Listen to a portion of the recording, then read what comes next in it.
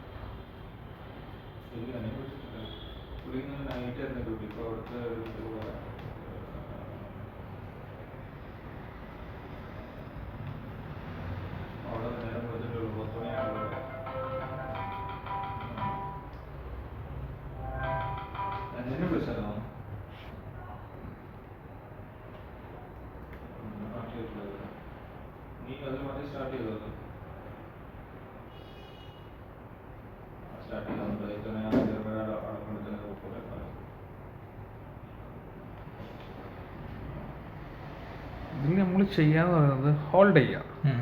നമ്മൾ ഈ സമയം ഇരുന്നില്ലേ, ഇത് തന്നെയാണ് ഇനി വേണ്ടത്. ഞാനായിക്കോട്ടെ, ആരായിക്കോട്ടെ, പഠിക്കുന്ന ചെയ്യുന്നത് ആരായിക്കോട്ടെ, നമ്മൾ ഈ ഇങ്ങനെ ഇരിക്കാനുള്ള ടൈം നമ്മളെന്നാക്കണം, അത് കണ്ടാൽ മതി. വേറെ ഒന്നും ഇതിൽ കൂടുതൽ ചെയ്യാനൊന്നുമില്ല. ബാക്കിയൊക്കെ നമ്മൾ മനസ്സിലാക്കാതെ ഓരോ ദിവസം കഴിയുമ്പോൾ ഇമ്പ്രൂവ് ആയി അതിൽ നിങ്ങൾക്ക് തന്നെ നിങ്ങൾക്കൊരു പാറ്റേൺ കിട്ടും.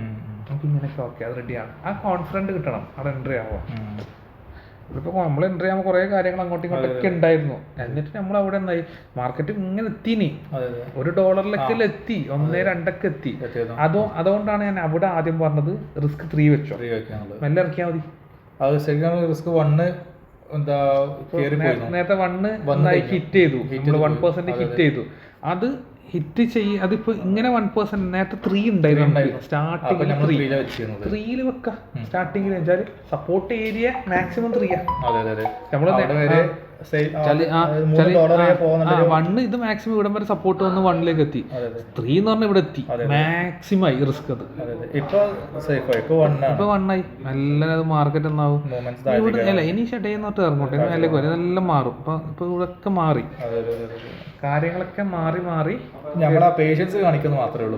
ഇപ്പൊ ഞാൻ പറഞ്ഞല്ലേ ഇപ്പൊ 1 മണിക്കൂർ ഇപ്പൊ എന്തൊക്കെയോ സംഭവിച്ചു. 1 മണിക്കൂർ ഇപ്പൊ എന്റെ ഇതിൽ ഇപ്പൊ നിങ്ങൾ എന്താ പറയാ ഇപ്പൊ നേരത്തെ $300 കാണിച്ചക്ക് $30 $70 ലോസ് വരെ വന്നു. അങ്ങനെ കാണിച്ചു ഒന്നും അനങ്ങിയിട്ട. അത് നമ്മൾ ആക്സെപ്റ്റ് ചെയ്യാൻ തയ്യാറായി പോകണം. ഞാൻ പറഞ്ഞില്ലേ ഓൾറെഡി അത് പോയാ $1000 പോകണം, കിട്ടുക $2200 കിട്ടണം. ഈ ട്രേഡിലാണ് എത്ര കിട്ടുക $2200 കിട്ടും. പോയാൽ $1000 പോകും. 1000 പോകും കിട്ടാൻ കണ്ട്. അപ്പോൾ റേഷ്യോ അപ്പോൾ അത്യാവശ്യം നല്ല റേഷ്യോ ഒന്നുമില്ല ഉണ്ട്. റിസ്ക് കൂടുതലാണ്. റിസ്ക് ഞാൻ 3 തന്നെ വെച്ചതാ മാക്സിമം. ഞാൻ 3 വെച്ചിട്ടുണ്ട്. അതായത് എൻ്റെ എസ് എൽ ഉള്ളത് ഈ ഏരിയയിലാ. ഇതാണ് എസ് എൽ, ഇതാണ് ആ 3 എന്ന് പറയുന്ന ഏരിയ. ഇത് ബ്രേക്ക് ചെയ്താൽ മാർക്കറ്റ് കണ്ടീഷൻ മാറും, മേലേക്ക് പോകും. ഞാൻ മാക്സിമം വെച്ചിട്ടുണ്ട്, റിസ്ക് എടുത്തിട്ടുണ്ട്. അത് എടുക്കാനുള്ള കാര്യം സപ്പോർട്ട് മാക്സിമം വരുന്ന റിസ്ക് കുറയ്ക്കാലോ. അല്ല ഞാൻ ഇനി കുറക്കും. ഞാൻ കുറച്ച് ഇനി എന്താക്കാം എല്ലാം താക്കാം. അതായത് ശരിക്കും പറഞ്ഞാൽ അങ്ങനെയാണ്. അതായത് ഇപ്പൊ TP 1 എത്തിക്കഴിഞ്ഞാൽ ഞാൻ എൻട്രിയിലേക്ക് കൊണ്ടുവരും. TP 1 എത്തിക്കഴിഞ്ഞാൽ നേരെ ഞാൻ എന്താക്കും സ്റ്റോപ്പ് ലോസ് എൻട്രിയിലേക്ക് കൊണ്ടുവരും. TP 2 എത്തുമ്പോൾ നേരെ 1ലേക്ക് അങ്ങനെ അത് നമുക്ക് ബെനിഫിറ്റ് ആണ്. എന്താ വെച്ചാൽ നമുക്കിനിപ്പോൾ ലോസ് ആണെങ്കിലും എന്താ വെച്ചാൽ നമുക്ക് അവിടെ ബ്രേക്ക് ചെയ്ത് കഴിഞ്ഞാൽ പ്രശ്നമില്ല, നമുക്ക് ഓൾറെഡി പ്രോഫിറ്റിലാണ്. ആ സിസ്റ്റം എന്താക്കുക അത് ഞാൻ പറഞ്ഞു തരും. സ്റ്റാർട്ടിങ്ങിൽ അതെല്ലാം ഒരുമിച്ച് പെട്ടെന്ന് ക്യാച്ച് ചെയ്യുന്നതൊക്കെ പെട്ടെന്ന് ക്യാച്ച് മനസ്സിലാവും. അപ്പോൾ നിങ്ങൾക്ക് പെട്ടെന്ന് അറിയുന്നതുകൊണ്ട് കുറച്ച് കാര്യങ്ങൾ അറിയുന്നതുകൊണ്ട് പെട്ടെന്ന് അത് മനസ്സിലാവും. TP എന്നാക്കുക എപ്പോഴും എന്നാക്കുക SL ഇറക്കി എന്നാക്കുക ഞാൻ കൊണ്ടുവരാം. നഷ്ടം വരില്ല എന്തായാലും. അപ്പോൾ ആ രീതിയിൽ. അപ്പോൾ അല്ല ഈ TP 3 ഹിറ്റായി കഴിഞ്ഞാൽ പിന്നെ നിങ്ങൾ എന്ത് ചെയ്യില്ല? അപ്പോൾ അതിൽ മാറ്റി വെക്കും. ഞാൻ TP 3 അതിനവിടെ കഴിഞ്ഞു. പിന്നെ ഇല്ല പിന്നെ നിർത്തും. അതല്ല ഓൾറെഡി നമ്മൾ സെറ്റ് ചെയ്തിട്ടുണ്ടല്ലോ TP 3ലേക്ക് നമ്മൾ പ്രോഫിറ്റ് വെച്ചിട്ടുണ്ടോ? TP 3 അതിന് നമ്മൾ ലാസ്റ്റ് അതിൻ്റെ ഉള്ളിൽ നിന്ന് എന്തെങ്കിലും മാറി നടന്നിറങ്ങാം.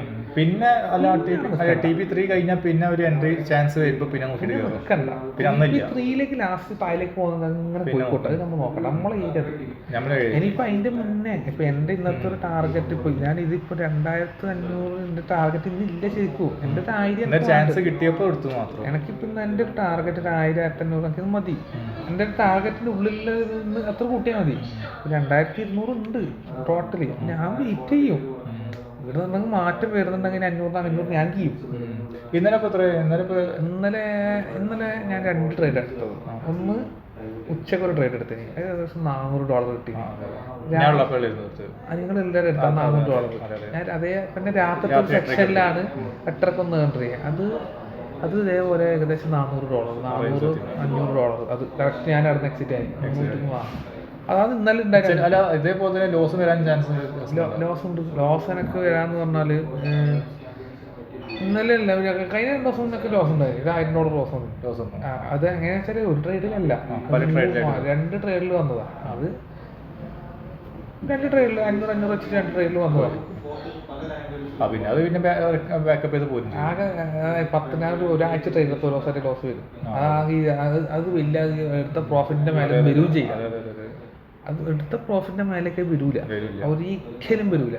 അത് നമുക്ക് ഫിക്സ് ചെയ്യാൻ പറ്റും. ഒരിക്കലും എടുത്തതിന്റെ മേലെ വെച്ചാൽ എനക്ക് കറക്റ്റ് കണക്കുണ്ട്. 500 പോകുന്നില്ല, അല്ലെങ്കിൽ 200 വെക്കും. അത്രയും റിസ്ക് ഇല്ല സാധനത്തിൽ ഞാൻ 100 വെക്കും. എനിക്ക് തോന്നുന്നത് അത് അത്ര റിസ്ക് ആണ്. അവൻ അങ്ങോട്ട് ഇതാവില്ല എന്നല്ല, അത്ര ഒരു കോൺഫിഡൻസ് തോന്നുന്നത് ഞാൻ നോക്കും. അത്രേ വെക്കും, കൂടുതൽ ഞാൻ നിൽക്കില്ല. പ്രശ്നമില്ല. അതായത് ലാസ്റ്റ് വന്ന ഇപ്പൊ തീരത്തിൽ മൈനസായി. തീരത്തിന് ചെറിയ എൻട്രി എടുത്താൽ എനിക്ക് കൺഫർമേഷൻ ഇല്ലാത്തതുകൊണ്ട് അതുകൊണ്ട് ചെറിയൊരു ഒപ്പിച്ചെടുത്ത എൻട്രിയാണ്. അതുകൊണ്ട് അത് പ്രശ്നമില്ല. തീരെ മൈനസ് ആയാലോ ഇതില്ല, വലിയ പ്രശ്നമില്ല. അത് ഞാൻ ഇപ്പം എന്നാക്കും ഇങ്ങനത്തെ സിറ്റുവേഷൻ എന്നാക്കും $7 ഇപ്പം മൈനസ് ഉള്ളത്. $7 ഇല്ല, ഇപ്പൊ മൈനസും ഇല്ല, മൈനസ് പോയി. ഇതാ 0.2 ഇപ്പൊ എന്നാക്കും ഞാൻ വല്ല $3. അപ്പൊ ഞാൻ നാക്കും വല്ല അത് സ്റ്റോപ്പ് അല്ല അത് ക്ലോസ് ചെയ്ത്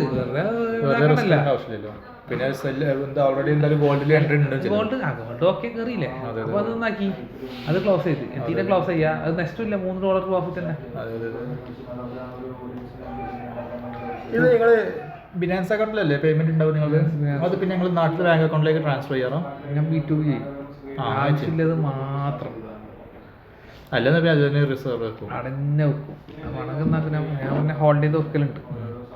ഏത് സ്പോട്ടിൽ ഇപ്പൊക്കെ നമുക്ക് വാലറ്റ് മാറ്റി അല്ല എത്തിയിതൊക്കെ നമുക്ക് മറ്റേ വാങ്ങി വെക്കാം.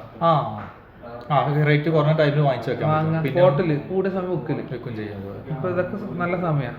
അതേപോലെ തന്നെ ഗോൾഡ് USD തന്നെ അത്യാവശ്യം നല്ല റേറ്റ് കുറഞ്ഞ ടൈം 92 ആ റേഞ്ചിലൊക്കെ ആവുന്ന ടൈം വാങ്ങി വെച്ചാൽ മതിയായിരുന്നു. ഇപ്പൊ എത്ര 100 അബോ ഇല്ല, ഇപ്പൊ 110 ഉണ്ട്. അതിൻ്റെ നല്ല മൂവ്മെന്റ് ഒന്നുമില്ല, എല്ലാ മാറ്റം ശരിക്കും പറഞ്ഞാൽ ആ ടൈമിൽ വാങ്ങിച്ചു വെച്ചാൽ പിന്നെ നമുക്ക് ഇങ്ങനെ പൈസ കുടിക്കാൻ അമേരിക്കക്ക് പ്രശ്നമാണ്. നാട്ടില് അമേരിക്കൻ്റെ അല്ലേ ഡോളർ.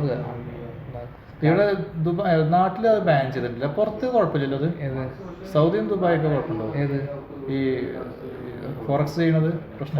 ഫോറക്സ് ആണ്, കറൻസിയാണ് പ്രശ്നം എല്ലായിടത്തും. ബിനാൻസ് ഒന്നും പ്രശ്നമല്ല, ഗോൾഡിനൊന്നും BTC ഇതൊക്കെ ഒന്നും പ്രശ്നമല്ല. കറൻസി എല്ലാം ചിലയിടത്തൊക്കെ പ്രശ്നം. കറൻസി അതായത് കറൻസി എന്ന് പറഞ്ഞു കഴിഞ്ഞാൽ കറൻസിയിലാണ് ഏറ്റവും കൂടുതൽ മാനിപ്പുലേഷൻ നടക്കുന്നത്. കറൻസി ഇപ്പോൾ ഇന്ത്യൻ്റെ കറൻസിക്ക് മൂല്യം കൂടി ആലോചിക്കുക, ഇതൊക്കെ തലകുത്തനെ പറയുന്നത്. ഇന്ത്യയൊക്കെ ₹1 ₹5 വാല്യൂ കൊടുത്താൽ ആലോചിക്കുക അവസ്ഥ നടക്കൂല. അതായത് പറയാൻ കാരണം നമ്മളിവിടെ അതായത് ഈ ജക്കാർത്ത എന്ന് പറഞ്ഞ സ്ഥലമാണ് മലേഷ്യയിൽ. ഇവിടുത്തെ ₹1 അത്ര 400-500 ഇന്ത്യൻ്റെ ₹1 500. പക്ഷെ അതേപോലെ സാധനത്തിന് പൈസ ഉണ്ടാവും.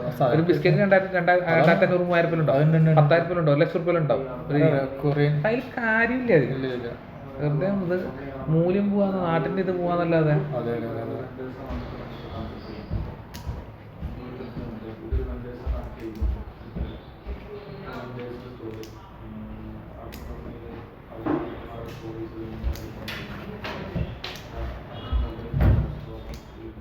ഈ ട്രേഡിങ്ങിന് ഐഡിയ എവിടെ ഉണ്ടാവുന്നത്? അതിൻ്റെ ട്രേഡിംഗ് വ്യൂവിൻ്റെ ഇത് ID ഇതാ, ഇത് തന്നെയാണ് ID. അവിടെ ആയിരിക്കും, ഇതാണ് ID-കൾ // ആർക്കൊക്കെ അത് ഇവർ ചോദിക്കണ്ടായിരുന്നു. ആര്? നിങ്ങളുടെ സ്റ്റാഫ്. അതയച്ചു കൊടുത്താൽ മതി, കുഴപ്പമില്ലല്ലോ. കുഴപ്പമില്ല. അത് സ്റ്റാഫ് കൊണ്ടില്ല. അത് നാളെ വർഷം ഫോമിലാണ് ഉള്ളത്. നാളെ മറ്റന്നാട്ടിൽ ഞങ്ങൾ സിവിൽ സ്റ്റാഫ് ഷഹീറ.